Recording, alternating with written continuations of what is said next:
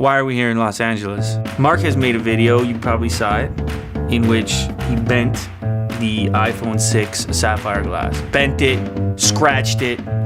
Overall, he gave it a bad time, you know? He did fail to do one thing, which I let him know about. So I did the obvious thing, which is call up Joe Rogan, because that's, you know, the arrow guy, as far as I know. I'm gonna blow right through that. That's what I thought. Got that crazy bow, which you gotta go check out.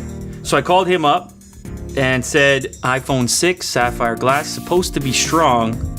How about your bow and arrow and a high-speed camera? And the rest is history. DM over here, Google Hangout over here, Mr. LA over here. I get a DM from Lou. Marquez is coming down. Austin's coming down. Joe Rogan's involved. Arrows are involved. And a slow motion camera. Are you in? You can't turn down Joe Rogan slow-mo and an iPhone 6 display.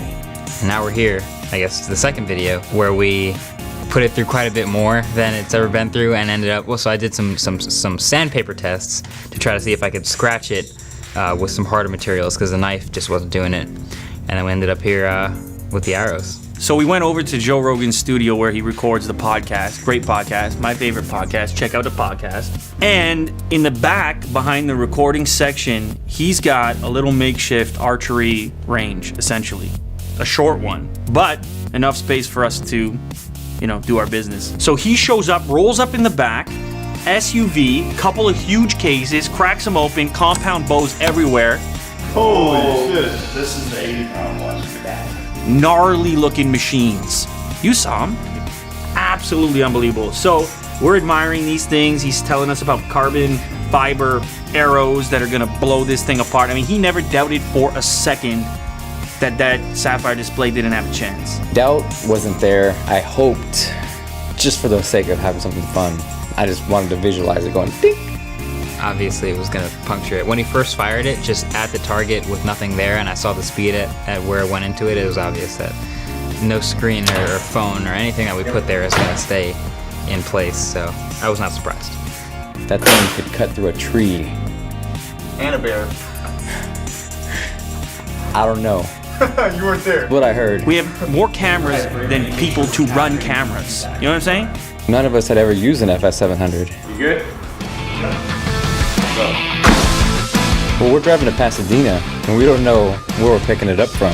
We get out there, and the kids are awesome. Very welcoming. Kind of took some notes, and then we figured it out on the way back on the car ride. There are people running around. This one's recording, that one's recording. 96 FPS, 240 FPS, 960 FPS. What FPS were we not running? That's a better question.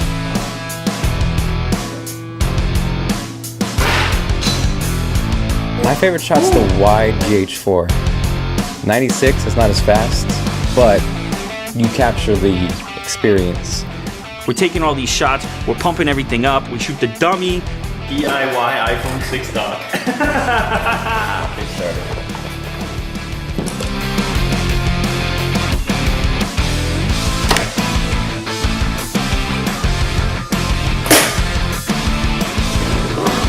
Yeah. Well. Smell burning. Yeah. It's from the friction. That was right through the same hole. Okay, let's use the real deal now. We have the sapphire glass, we're going to tape it over top of the target here. Hopefully that holds. Bullseye.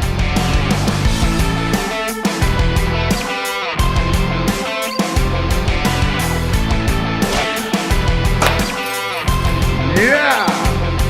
Yes, sir. That's the money shot. That's the money shot right there. It's gone. Yeah, it's gone. All you have is the portion that was protected by the tape holding it together. Look at that. And pretty good accuracy. I need some. Nailed it. Definitely.